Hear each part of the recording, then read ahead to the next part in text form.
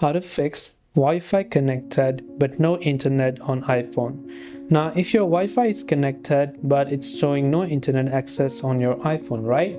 First, you want to make sure it is not the Wi-Fi issue itself, because most of the times what happens is after you restart your router or your internet or modem, what happens is your Wi-Fi will take a couple of time to load and for it to fully function properly. So you can try to check on other devices also if your Wi-Fi is working fine.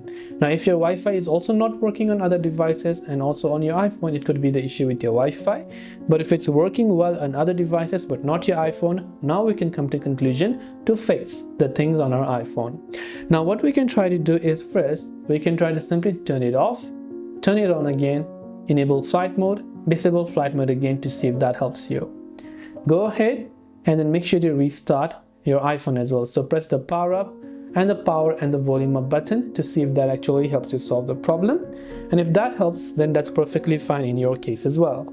Now, if it's still not being able to do so, you can try to open up settings, then go to general, scroll down and go to the option transfer or reset iPhone, then go to reset, then select reset all settings that you can see here to be able to reset it. This way you'll be able to fix if your Wi-Fi is connected but no internet on iPhone. I hope that this video helped you out. If you have got any further questions, feel free to also leave them down below. Thanks for watching till the very end of this tutorial, and see you soon as always in our next video.